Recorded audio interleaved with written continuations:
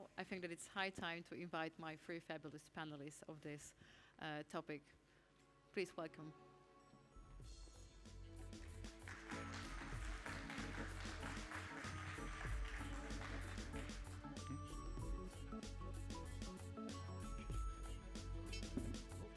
Jeez. So Building Bridges, it's the common initiative of American, Canadian, and the Swiss embassies in Poland. And the main goal is to show the best practices and the most powerful, inspiring stories on commercialization of the science from the bench to the markets.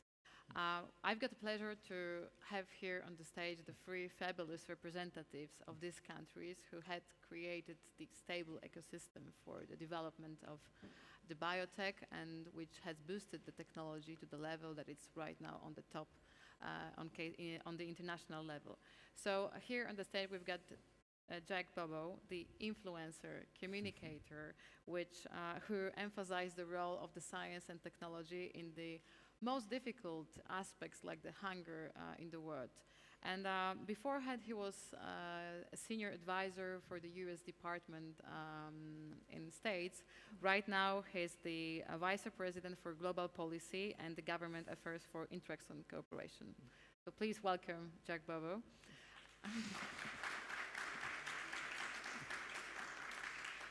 We've got also on the stage George Jackowski. He's a serial entrepreneur who built over 30 biotech companies, and several of them led to the market. And he's also the owner of almost 200 US patents, which was issued and filed. And right now, he serves as the director and managing partner of the Transatlantic Biotechnologies. Thank you. And last but not least, it's of course our dear guest, Luca Finelli, who is a visionary in the development of the artificial intelligence in the pharma industry. And he is leading many projects about the transformation of the data, which we've got right now on the pharma side. He's a head of predictive analytics and design for drug development for Novartis in Switzerland.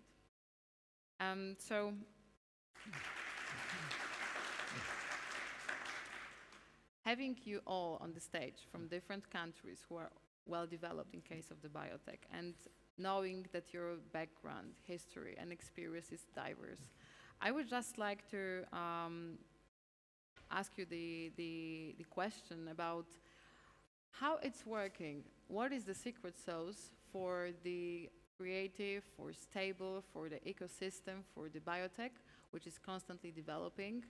And it's fulfilling all areas for the entrepreneurs, for the government, and also for the private equity. So the first question I would like just to ask you, Jack, as Sure.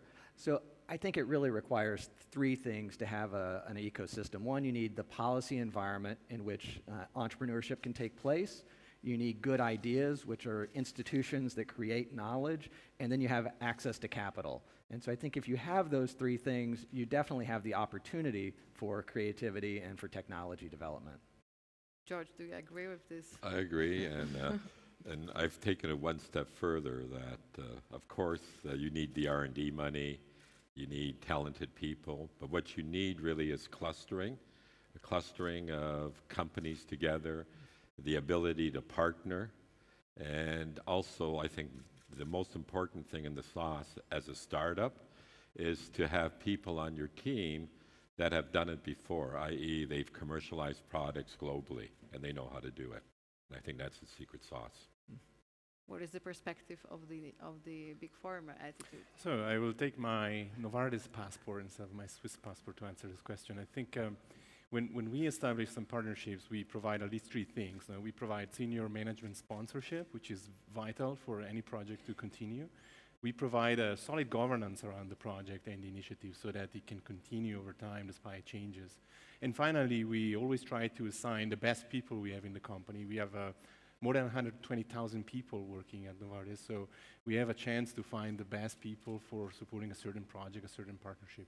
And these are three key elements to a successful partnership. Going in more details, because like it's of course the governmental policy, it's really important. Right now the governmental policy in Poland is also changing in case of the biotech. What exactly you've got in your mind about the governmental policy to boost that kind of the ecosystem?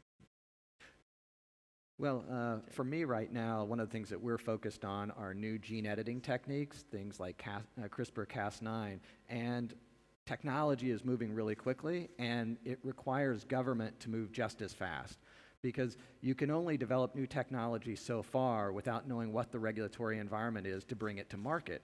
And if governments are 5 or 10 years behind the companies, that means at some point people run out of money, or they run out of patience, and then they move on to other things. And so government needs to move quickly in order to make sure that that policy environment exists by the time the products are ready to come to market.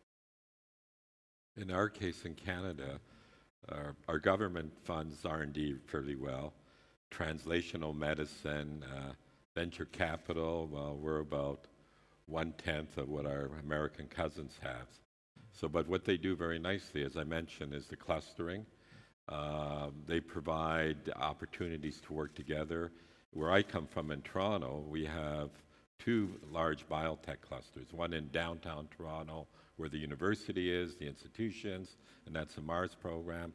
And then we have one in Mississauga, which is run by a Polish mayor. And in that cluster, we have 400 biotech companies and approximately 20 large pharmas, such as Novartis, Roche, Amgen, are there. And again, as was mentioned earlier, the big pharmas bring in a lot of know-how, especially regulatory, so it creates the milieu, and I see our governments helping to create the milieu for commercialization. Yeah, maybe if I can just add to this. So Novartis operates in many, many countries in the world, so it's difficult to answer against specific policy, but what is important is that we don't get stopped by this. Like if a partnership emerges in any country, we have the experience to work with the regulators, to work with the different players in the country to make a partnership successful. So this is actually country independent, I would say. Well, in case of the clustering, because right now in Poland we get several technological parks or the clusters in different big cities. What exactly do you mean by the clustering? By who was providing the infrastructure? Because it's most, right now is a hot topic in Poland again. Like who need to sponsor it, or in what way create that kind of the cluster? Because those one which we got right now, they are fully occupied, and we have no more room for the new startups and spin-off company who can work on the laboratory infrastructure. So who was exactly sponsoring it? Like it was the private money, or it was the government who was introducing different kinds of programs with the infrastructure? How it was in Canada, because you George So initially it was private money, and then government got involved, and that was the second stage, and then expands. And in the cluster in Toronto takes about 25,000 people, it keeps employed, and it's growing about 100% per year. So, and it's all you need is 1 or 2 successes, and people start to come around. Okay. And I think if you look in the United States at where the clusters are, about $1 billion is invested in biotech in San Francisco, and number 2 is Boston, number 3 is San Diego, number 4 is Washington, D.C., number 5 is Oakland, and there are great universities at each of those places. So you have the know-how, and then you get a couple of successes, and then companies come in and they want to invest because they want to be close to the talent, so that they have that ongoing relationship before students ever graduate. They want to have built that relationship with them.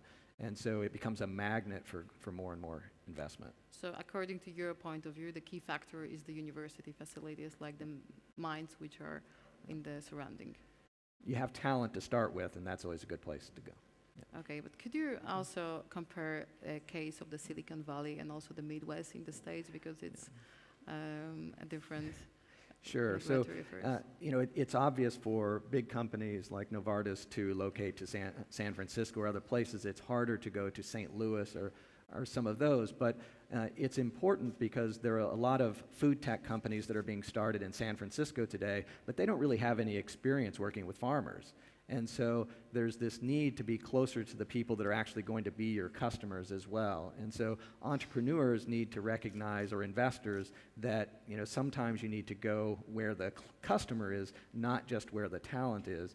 And so I think that it's harder to raise capital if you're in the Midwest in the United States, but you're often closer to those customers. And so you have a different value proposition for the venture fund, that you actually have a better relationship perhaps with the ultimate customer. And so you need to be able to demonstrate what is your value added to that deal.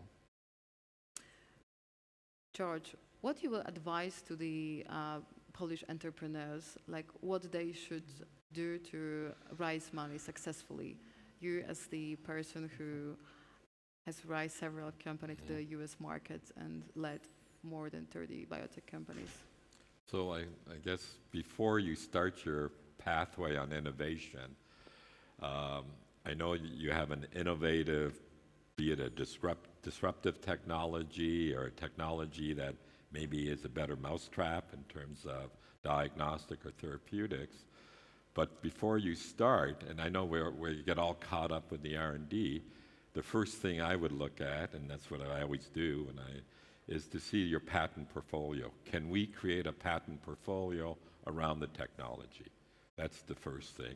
Secondly, is Novartis hitting on some sort of patent that we're moving ahead and we have something so to invalidate? And that's a cheaper way of building a company if you're having leading science. So IP is very important for me.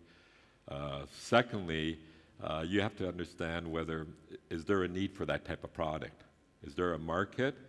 If there isn't a market, and if you have disruptive technologies, and if you look at the drugs we have now on the market, like statins, well, that took almost 25 years to come to commercialization because you need acceptance. So you really have to look realistically, is there a market? How much money I need, and can I last to commercialization? And there's many other points that are really key before you start. Right? Can the product be manufactured inexpensively? There's no point creating something that you can't afford at a low cost of goods. So I look at that right at the beginning while you're planning, and then you try to bring excellent people around you. Because if you look at success rates of startups, you can have over a 90% success rate if you have people on the team that have done it before. People that were trained at Novartis in terms of regulatory, R&D, commercialization, scale up, that's all key. So do your homework early before you start. Networking, partnership, clustering, Yeah. Sharing the ideas instead of developing them by themselves. Very much so. So Luca, about the sharing the ideas, right now there is the fashion for the artificial intelligence and development of that data management in the farmers, but also within the startups and spin-off companies. Do you think that there is a real need to develop that kind of the pharma? Because it's like right now it's just the beginning of the story.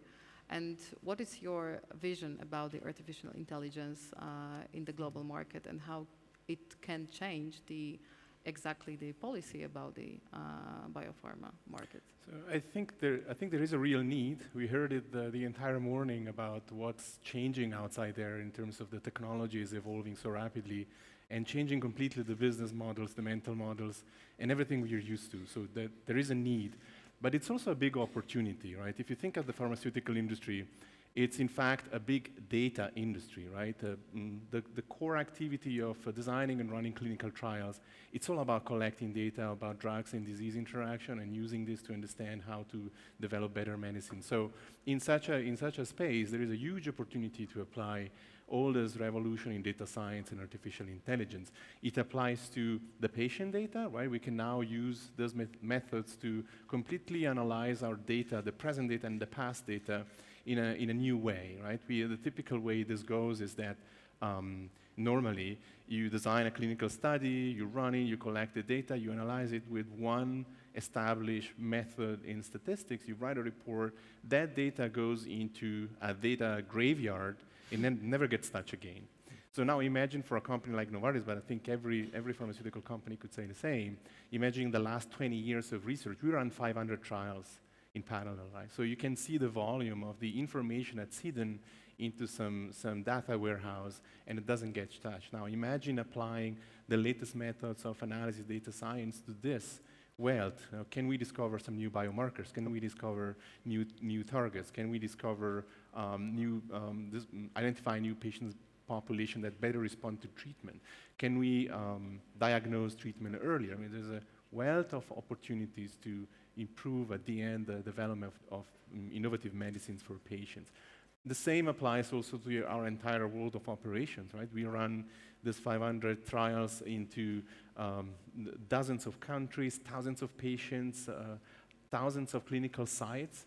All this big machine generates a lot of data that supports the process. So can we use these new technologies to predict how patients are going to show up at a clinical site? Can we use it to plan better our drug supply?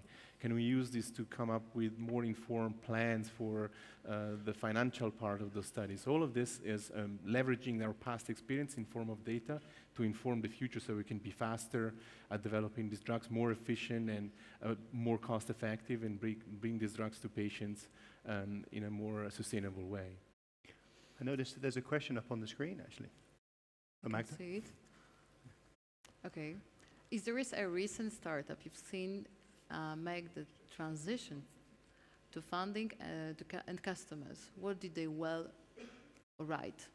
How did they perform the market viability?